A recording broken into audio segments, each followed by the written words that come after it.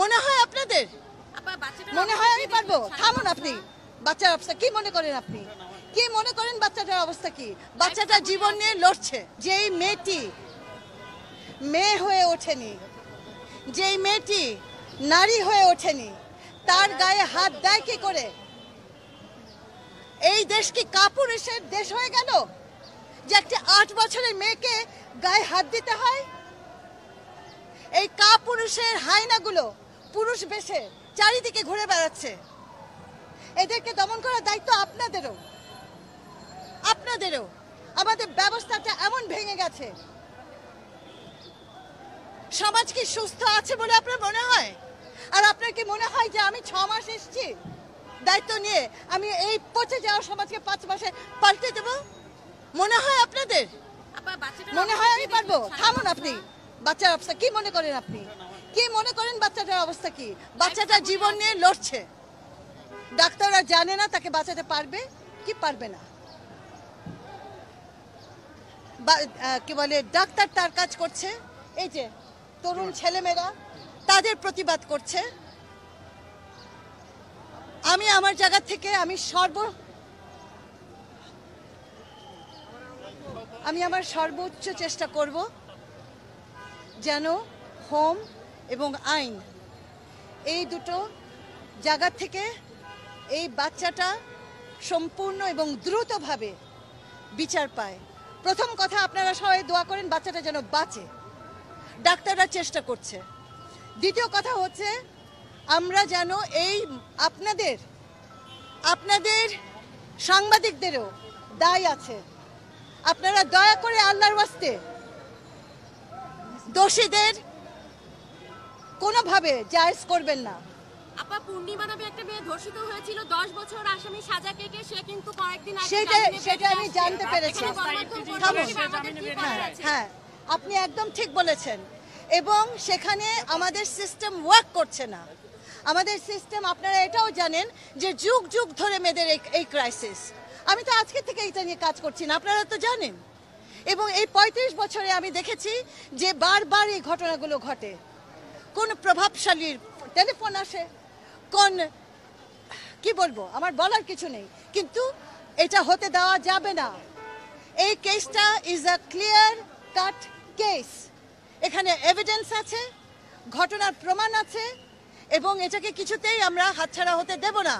এবং প্রথম কথা হচ্ছে যে আইনের আওতায় আনতে হবে এবং তাদেরকে অ্যারেস্ট করা হয়েছে, কোনোভাবেই যেন তারা ছাড়া না পায় সেটা আমিও নজরদারি রাখবো, আপনাদেরকেও বলবো নজরদারি রাখতে। এবং দয়া করে আপনারা জার্নালিস্টরা প্লিজ, আপনারা অনেক কিছু করেন ভালো, আপনারা অনেক কিছু করেন যেটা দেশের মঙ্গল, কিন্তু আপনারা অনেক কিছু করেন যেটা ক্ষতিও হয়। এবং সেই জায়গাটা থেকে আমি আপনাদেরকে অনুরোধ করব, যার বিরুদ্ধে অ্যালিগেশন এসছে, প্রমাণ নেই, অ্যালিগেশন এসছে, তাকে নিয়েও বাড়াবাড়ি জার্নালিজম করবেন না। কারণ আমাদের দেশে একটা অ্যালিগেশনকে প্রমাণিত হতে সময় লাগে। কেন সময় লাগে সেই জটিলতা আমার ব্যাখ্যা করার দরকার নেই আপনাদেরকে। কিন্তু অনেক সময় আপনাদের জার্নালিজমের জটিলতায় সেই মানুষটাকে কিন্তু আমরা আর ধরতে পারি না।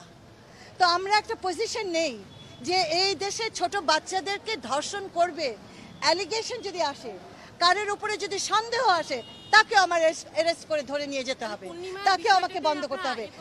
আমি এটা আজকেই জানতে পেরেছি কিছুক্ষণ আগে, এবং আমি অবশ্যই এটা নিয়ে প্রশ্ন করব। এবং আমি ধর্ষিত মেয়ে আত্মহত্যা করছে, বিচার পায় নাই, বড় মিয়া টাঙ্গাইলের ইস্যুটা এরকম ইস্যু তো হয়ে যাচ্ছে, একের পর এক হয়ে যাচ্ছে, বিচার না হওয়ার সংস্কৃতি থেকে এই ঘটনা ঘটছে। এবং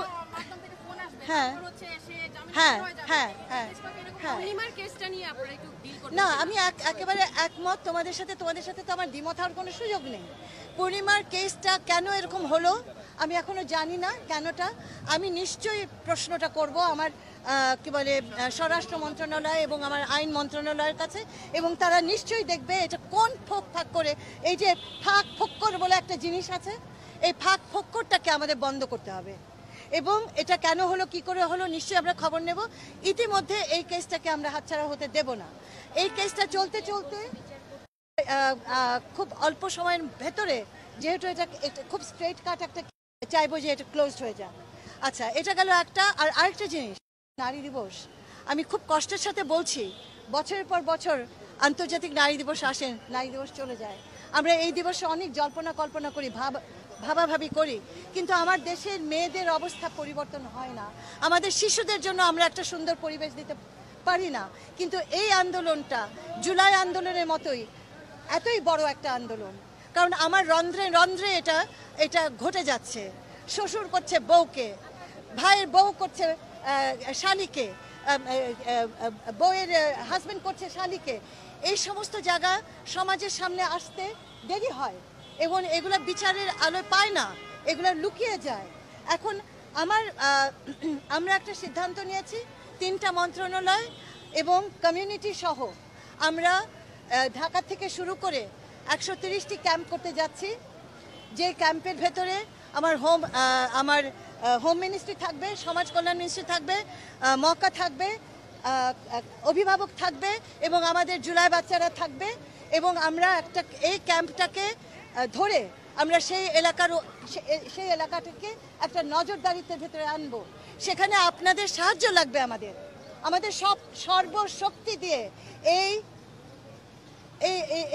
এই কি বলবো আমি, ব্যাধি, অসুস্থতা, এই অসুস্থ সমাজকে আমাদেরকে সুস্থ করতে হবে সর্বশক্তি দিয়ে।